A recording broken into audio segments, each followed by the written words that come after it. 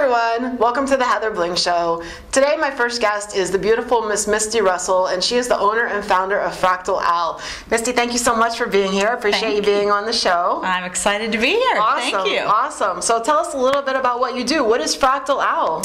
So basically what I do is work with companies, primarily technology and service companies, but it really applies to anyone, and to help them increase their revenues by keeping customers longer. Okay. Having a more high-value relationship with their customers, meaning they pay them more over time. We all like that. Yes. And helping them kind of put the basics in place to allow them to scale for growth, right, when they're ready to get bigger. Okay. Awesome. So you've mentioned growth quite a few times in your introduction. What is the typical size of the company that you would engage your services? Would it be like a startup, or would it be somebody doing millions a year? What is your customer? Well, and I've worked in all sizes, right? And I think that it can be a small portion of a much larger company. Okay. It can be a startup. The bottom line is really all of kind of the tools and concepts are the same. Okay.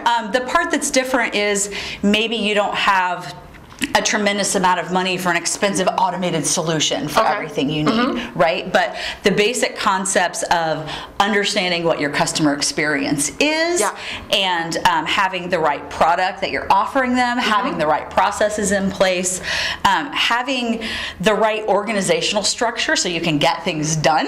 Yes. All of those concepts are the same, right? It's really just a matter of scale. Oh wow! So it seems like you're kind of like business in a box, and your business is going to start here, and you're going to make that box go that much bigger. Right, exactly. And so many entrepreneurs in particular, I think, are just such creative types, right? Yeah. They have the drive, they have the vision.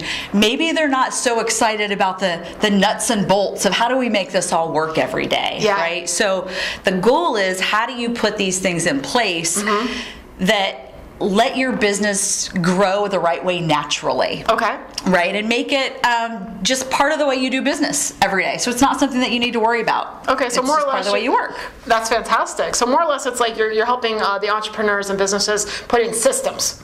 Yes. So you're creating efficiency through these systems and processes, so you get a good foundation for them so that they can grow faster. Right, and kind of the starting point, right, is your customer experience, and what does that look like? And some places may know, right? They might have a ton of data.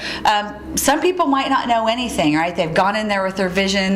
They're working really, really hard. Everyone that works for them is working really, really hard, and you're not lifting your head up and saying, am I going in the right direction? Yeah. Right? Yeah. So part of it's, hey, let's find out what your customers are saying. First of all, if you don't have a way to get that, let's help you figure out how to get that. Okay. And then we kind of dive into the root cause, right? Are there improvements to your product that can be made? New features, improved features? Is it customer-facing processes that maybe aren't as good as they could be? Is your organization not able to respond as quickly as you want, right? So it's getting to the root cause and then helping you create those systems to keep it going forward. Well, it sounds fantastic for any type of business. I mean, what are some of the industries that you've serviced in the past? I actually started out in manufacturing. So I have 20 years in process design and improvement. Wow, so I didn't know that. That's amazing. So that's actually, starting up new plants, and that includes, hiring everyone and putting all the processes in place. Who knew I had such an expert sitting here on the Heather Bling Show? Thank you. I was expecting to be impressed, but I didn't know it was going to be this much. Thank you. I'm sorry to interrupt you. No. So I've done automotive electronics. I've done consumer electronics, consumer goods. So companies that make shampoo, conditioner.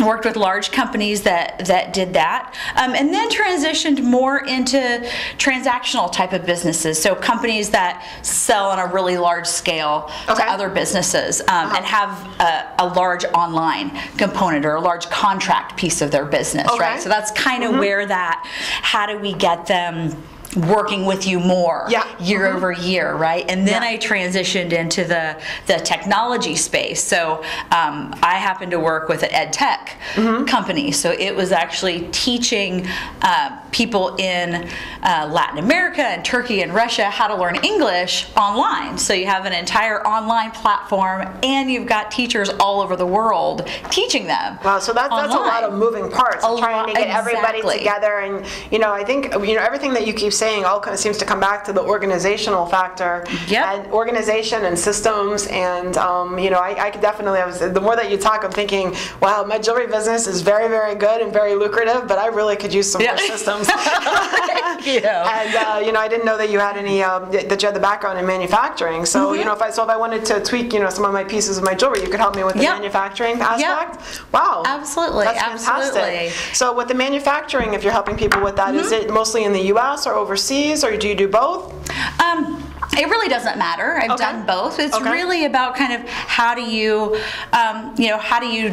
design your pieces in such a way that it's easy to manufacture, right? Yeah. And how do you get all those systems working together again? So it's more, so you don't have to focus on the things that are easy, right? Make the easy things easy, so you can focus on the things that really require all your creativity, right? And kind of that entrepreneurial spirit. Yes, we entrepreneurs, we always have lots of big dreams and everything, and sometimes it's very hard to just get it down into a list even and get it all done and whatever. So, wow. Well, it sounds like you're really a good asset for any business owner. Thank you. Thank you. So let me see, what else did I want to ask you? Anything you want to touch on?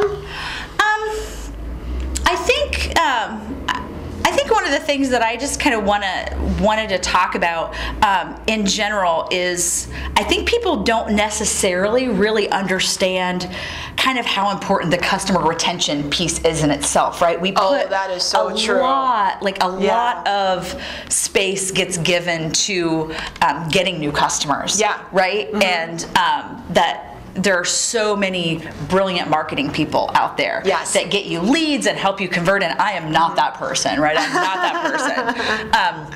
But really the only way for companies to grow, right, is if they're bringing them in the front door, they can't be going right out the back door. Yes, right? It's so important. Right, and so that's really where we need to put as much of our efforts on kind of the nuts and bolts of once we get them in here, how do we kind of maintain that brand promise, right? How do we help our customers be successful? Because I think one of the most important things is they bought from us with a certain idea in their head, right? In their mind, we were worth every penny that they gave us, right? That's true, yes. So if they left, it's because we failed that somehow, right? So how do we make sure that we're meeting their expectations across the board and putting those resources there?